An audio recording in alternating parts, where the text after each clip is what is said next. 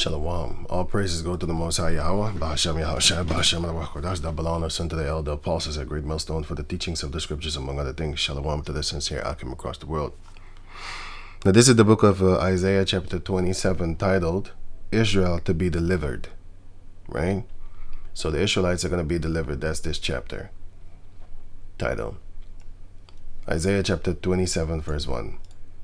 In that day, Yahweh, with his sore and great and strong sword, shall punish Leviathan, the piercing serpent, even Leviathan, that crooked serpent.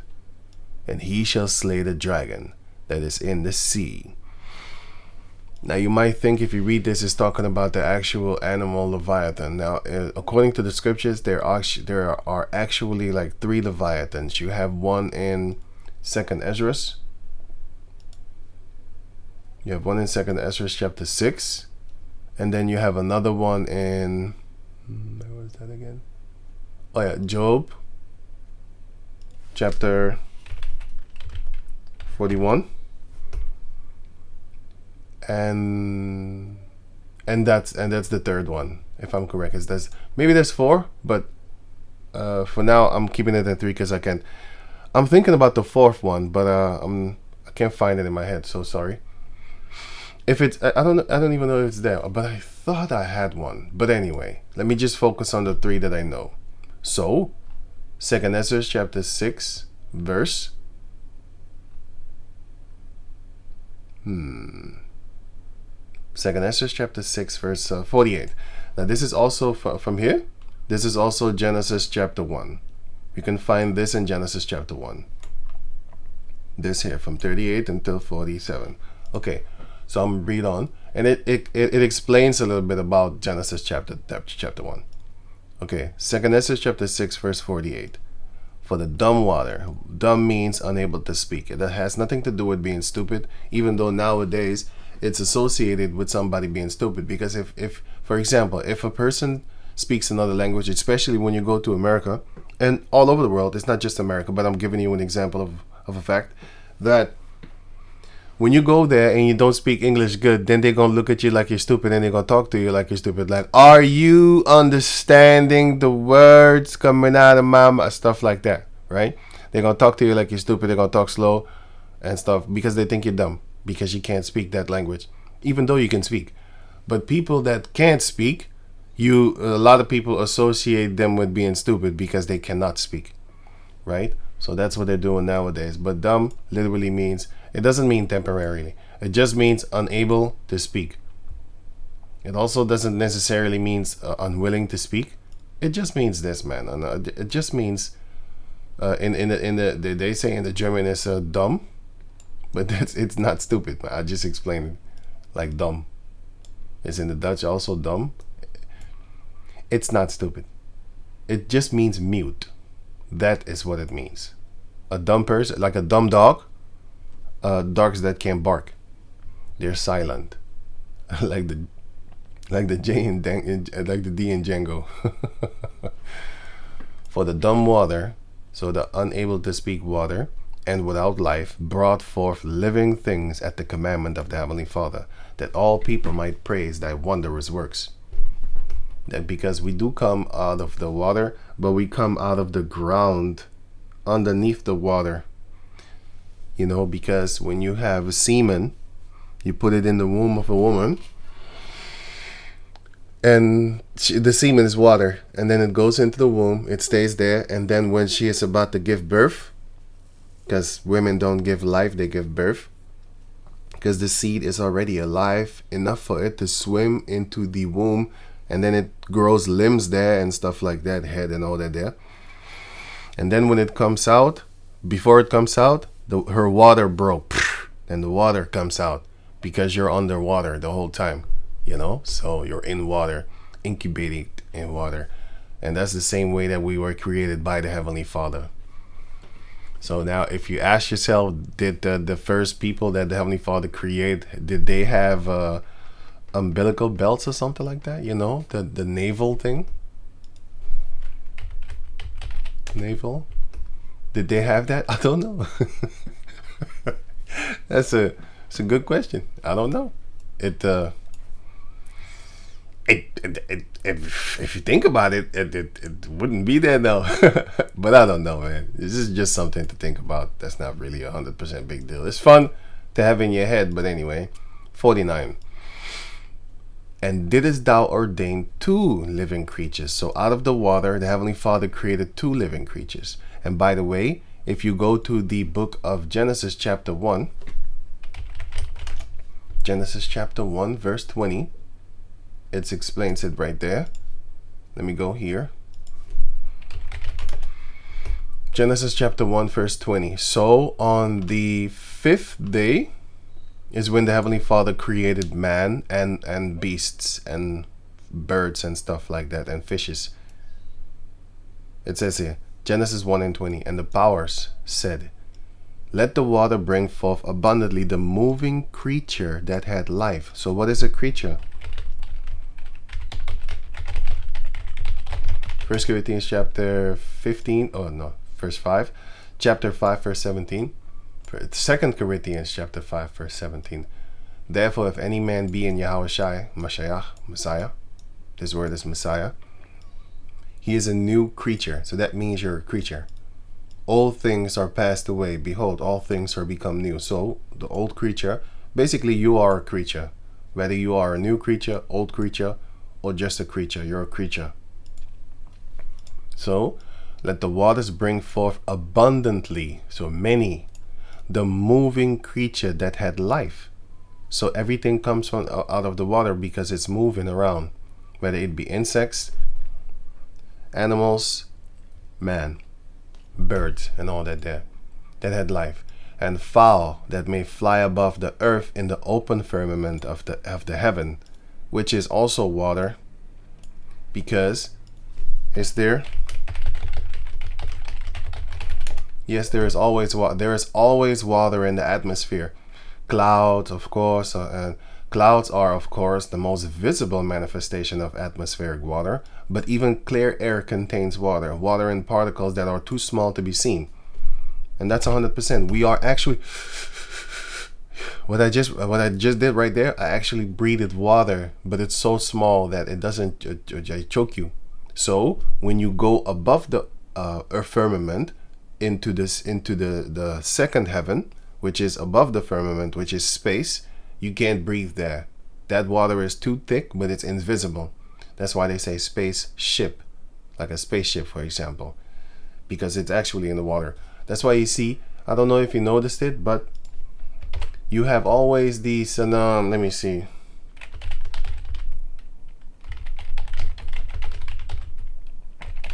You have always these movies and these cartoons where they would actually put whales in space, just these creatures, because they know that it's kind of like water over there. That's why you fly or float.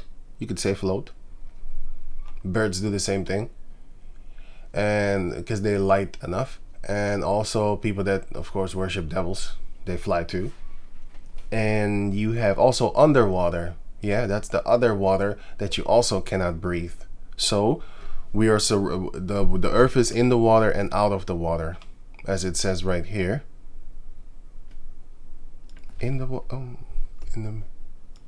So verse 6, and the power said, let there be a firmament in the midst of the water, and let it divide the waters from the waters. And the powers made the firmament, which is the ozone layer, and divided the waters which were under the ozone layer from the waters which were above the ozone layer. And it was so. So the waters above the firmament is waters. That's what everybody calls space. Well, Esau actually did that, because back in the days it used to be waters. And then the heavens under the firmament, which is the one that we can breathe in. You can see, you can fly with planes and stuff, helicopters and stuff like that. That's the waters that is under the firmament. So the earth is in the water.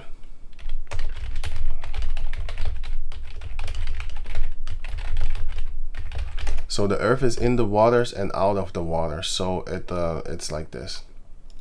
2 Peter chapter 3 verse 5, it says, for this they are willingly ignorant of, that by the word of the heavenly Father the heavens were of old, and the earth standing out of the waters and in the water. So it's out of the water and in the water. So what does it mean?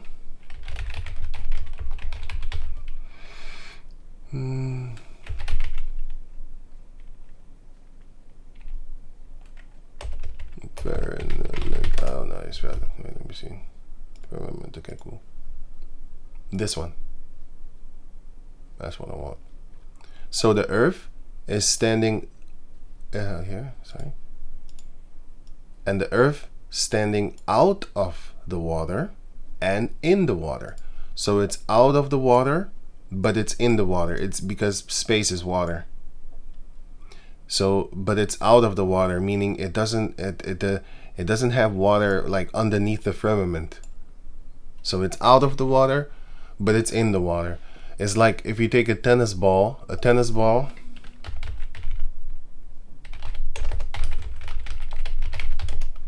insides of a tennis ball is empty, right?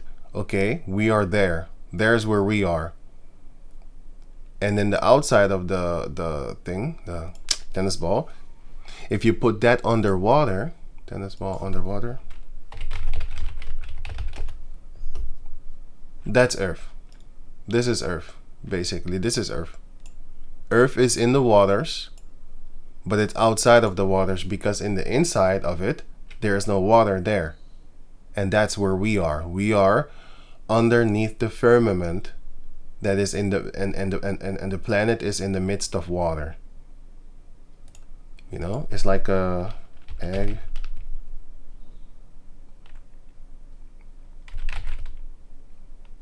Egg, not egg in pan here.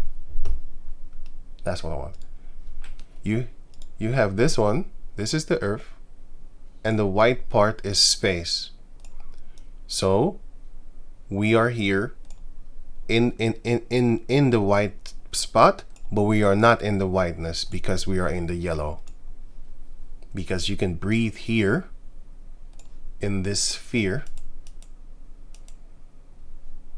like the tennis ball. You can breathe there.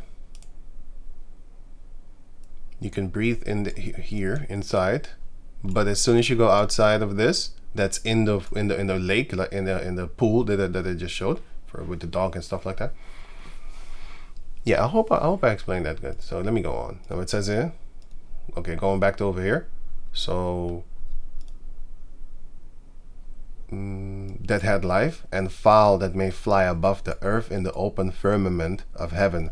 So the birds, they can fly in the open firmament, which is actually, they're swimming. Actually, if you think about it, they're actually swimming. When you're flying, you're swimming. Actually, because you're surrounded by water that you can't really touch. But you can actually have a water.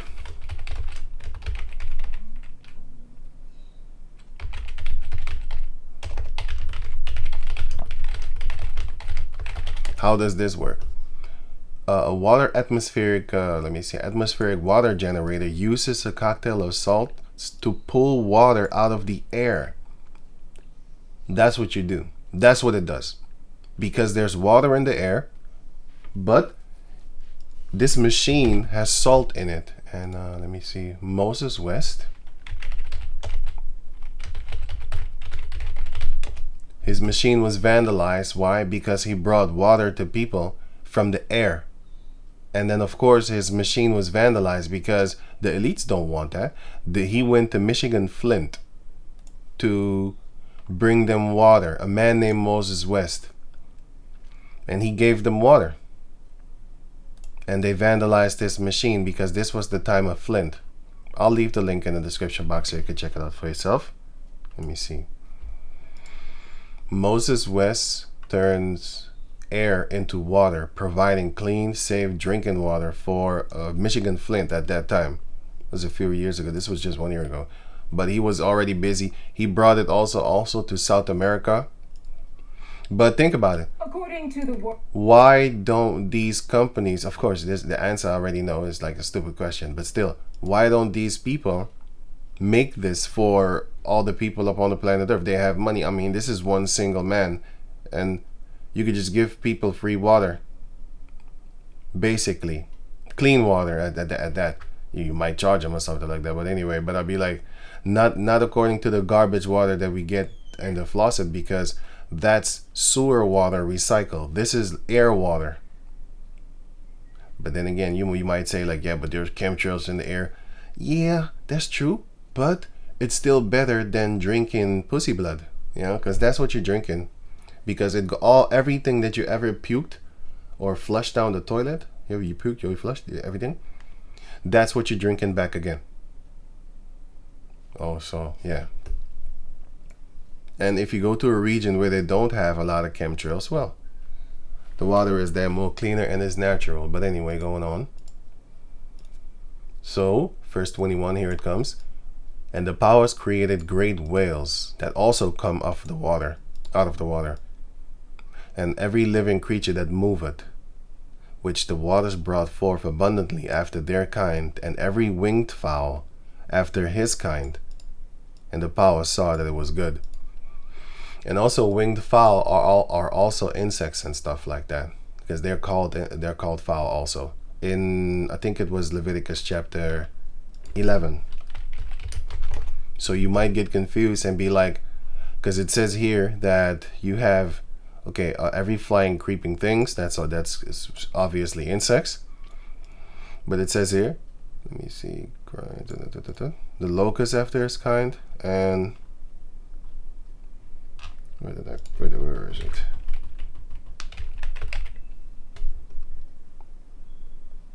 All fowls that creep. See? So let me read it again. Sorry. Leviticus chapter 11, verse 20. And all fowls that creep. See? What is a fowl? A fowl is actually a bird. But what bird do creep? None of them. You have flightless fowls. You have flightless birds. But it's not talking about that, because if you read on, it's going to explain. All fowls that creep, going upon all four. So what fowls have 4 legs? None of them. Well, that I know of. Fowls have 4 legs. Let me see.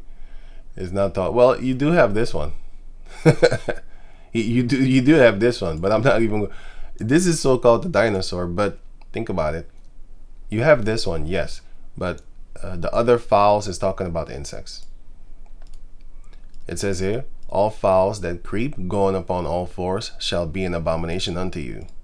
Yet these may ye eat of the flying creeping. See, the flying creeping fowls thing that goeth upon all fours. What is that? Which have legs above their feet to leap without upon the earth. And what flying creeping thing have legs above their feet to leap? A spring con. No, not that one. It's bullshit. It's this one. He has legs above his feet. So you can eat this. I don't want to eat it, but it's lawful. But you can eat it. You know, so yeah. That flying fowl or flying creeping thing, you can eat. And talking about the fowls that creep, and then I saw the dinosaur.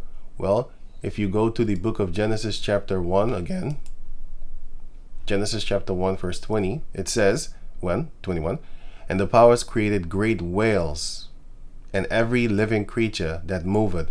So in the book of Genesis chapter 1 verse 21, it says whales. Now you get to think about the whale that swallowed Jonah. But anyway, I clicked on the word whale, which is Hebrew 8577. Hebrew 8577. It says here dragon. Dragon or dinosaur.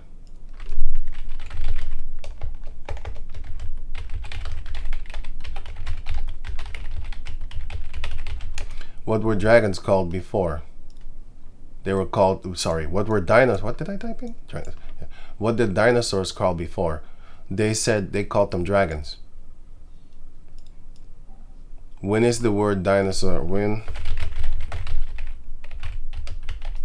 come into use? These devils did it. They here, 1842. The earth is not 18,000 years old, nor 2025 years old. We on 2025 right now, right? Wrong. We are in the age that they say we are. His history is written by the conqueror, not the conquered. So we are not in 2025. We're somewhere else. Even that is a lie. So a dinosaur is a dragon. That's the original word. Just like how they switched the rainbow. If you ask the children that are born in the 80s, around the 90s, and also in the 90s, if you ask the children there, what does the rainbow mean? They're going to tell you, oh, it's a biblical thing from Noah and all that type of stuff. Okay, if you ask the children from 2010, yeah, if you ask them, like, what is the rainbow? They will say it's Skittles, people. So they changed it. That's the point. Same thing with the dragon. So that this is not far-fetched. So, but I'm not going to talk about this. Fiery, that's a flying serpent. By the way, this is a flying dragon. What they call a flying dinosaur, that's another form of a flying dragon. You had the other ones that breathe fire. That's Leviathan. Let me get back to where I was actually. Okay, so now going back to over here. 2 Ezra chapter 6, verse 48. 48. For the dumb water and without life brought forth living things at the commandment of the Heavenly Father, that all people might praise thy wondrous works. Then didst thou ordain two living creatures, the one thou callest Enoch, and the other Leviathan. So what is the word Enoch? Enoch means, the word Enoch, what does it mean? Dedicated, trained, disciplined. Dedicated. So you look up the word dedicated. What does that mean? Devoted to a task or purpose. What purpose? Here, consecrated. Consecrated to what? Devoted to a task or purpose. So what is the purpose of life? What is the purpose of life? Ecclesiastes chapter 12, verse 13. Let us hear the conclusion of the whole matter. Fear the Heavenly Father and keep his commandments. For this is the whole duty of man. This is the whole purpose of you, to serve the Heavenly Father. I have, of course, seen people talk nonsense saying, how can a God just create us just to worship him? Is that our purpose in life? Yes. And actually, no. Your purpose in life is to serve the nation of Israel and serve the Heavenly Father. But you're going to serve the nation of Israel because the earth is made for the nation of Israel. As it is written here. 2 Ezra chapter 7, verse 10. And I said, it is so, my Lord. Then said he unto me, the Heavenly Father spoke through the angel to Ezra, even so also is Israel's portion. Why? Because for their sakes I made the world. So what is the duty of life? What is your purpose? To serve the nation of Israel. Everybody is serving Esau right now. Do you have a social security number? You're getting taxed, and therefore you're paying them. Money is going to them. If something costs 10 euros or $10, there's a tax upon it. And they take maybe $1 or something like that, or something. I don't know exactly, specifically different prices in different places and stuff like that. But the $10 thing is now going to cost you maybe $12 or something like that, or maybe 11. I don't know. Like I said, it depends on the place that you are in. Those little monies, little dollars, those extra pennies, $2 or €2, whatever, goes to somewhere. Where does it go? It goes into someone's pocket. So you're paying them, whether you like it or not. So you're living for them. You're living to work for them. You're living to serve for them. That's my point. So once the Israelites come in power, you're going to do the same, but it's going to be in righteousness. You know, because first and foremost, we're slaves. Descendants say, you never paid us. So you're going to pay once that time comes. The rest of the world hates us too. So you're going to pay. Anyway, so you're dedicated, devoted, consecrated. Man is consecrated. Especially the Israelites are consecrated, means set apart. So that is what the word Enoch means. Trained, we are training the ways of life. For example, here in the book of 2 Ezra chapter 3, you have verse 20. And yet tookest thou not away from them a wicked heart. From whom? From the Israelites. Verse 19. And thy glory went through 4 gates, of fire and of earthquake and of wind and of cold, that thou mightest give the law unto the seed of Jacob, and diligence unto the generation of Israel. And yet tookest thou not away from them a wicked heart, that thy law might bring forth fruit in them. So that's why we're not perfect, because we had that wicked heart from where? From the first Adam, bearing a wicked heart transgressed. He broke the law and was overcome. That's why in Revelation chapter 2 it says that he that overcometh, to him will I give power over the nations. So we need to overcome all the nonsense that's upon the planet Earth, especially the nonsense within you. You know, the sin that is continually in you. And so be all they that are born of him. Thus infirmity was made permanent, and the law also in the heart of the people, with the malignity of the root, persistent. You're persistent in sinning against the Lord. You're persistent in doing evil stuff. Intense ill will, that's what you have. Desire to harm others, that's what you have, especially if somebody harms you. Most of the time you want to harm them back or whatever. And basically you need to fight against those things. Might be hard, might be not hard. It depends on actually how you actually do it. Like if you really sit back and be like, what am I doing? Then it's going to be easier. But if you really be like, fuck this shit, then then you know, but let me go on. Then it's going to be harder. Malignity of the root, so that the good departed away. The ones that the softer voice in your head is always going to be softer, and if you keep on listening to the harder one, it's going to go away. But Lord willing, it stays going on, and the evil abodes still. So this is what we need to overcome.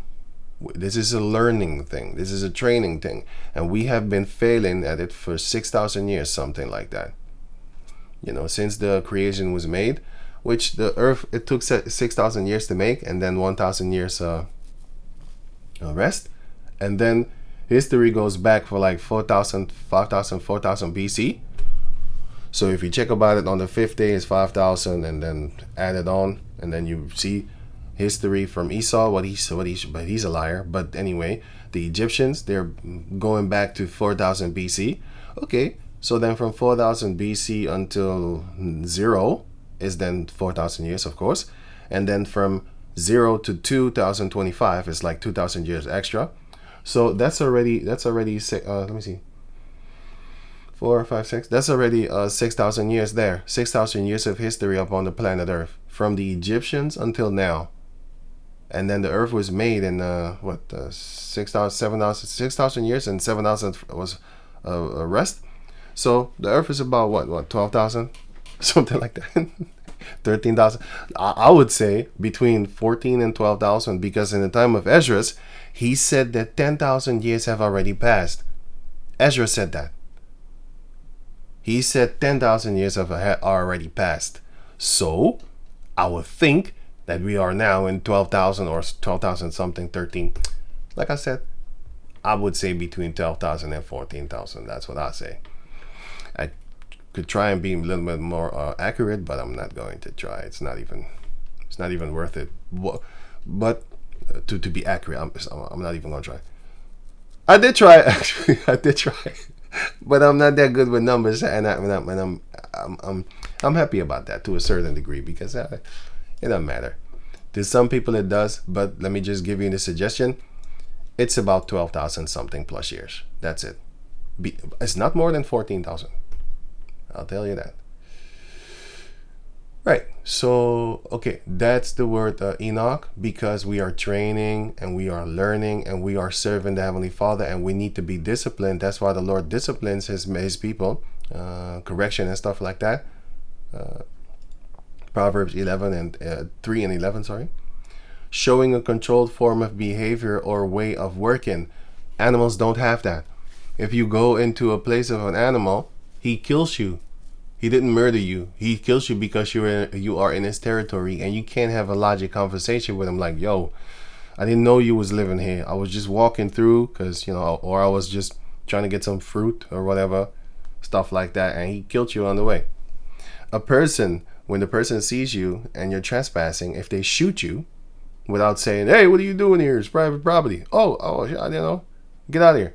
And then you leave. A lion doesn't do that. Neither does a wolf or any other animal, like an insect that is a deadly insect. He's not going to warn you. Some might, You know, like a snake might make a sound, hey, you know. And even if you tell them like, look, I'm not trying to hurt you, I just want to touch your pretty scales, you're gonna die. It's not working like that, you know. So yeah, basically man is Enoch.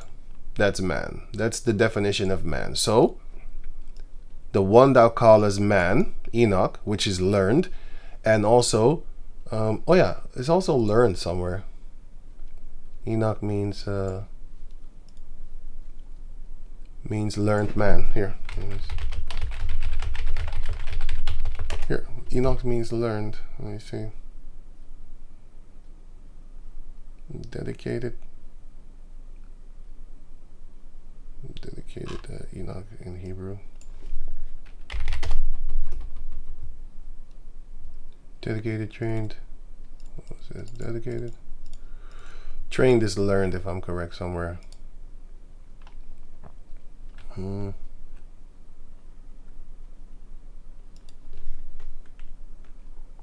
Instruct. We're also instructed, but nope. Here, learn, man. We're learning. It's a learning experience. Train, develop, and improve. So we're supposed to improve upon the second Esdras thing, because I think I clicked that away. But the second Esdras thing, where it says that we have evil within us, that when we were overcome by that, and then now we should overcome it. We should also overcome corruption. You're not going to do that. That's why Yahushua came, in order for us to still be forgiven. And then 1 Corinthians chapter 15 explains to you that this corruption must become incorruption, and this mortal must put on immortality. And then we will be that, because the wages of sin is death. So we're learning, right? Okay, so that's okay. That's a Enoch. So then didst thou ordain two living creatures, the one thou callest Enoch, and the other Leviathan.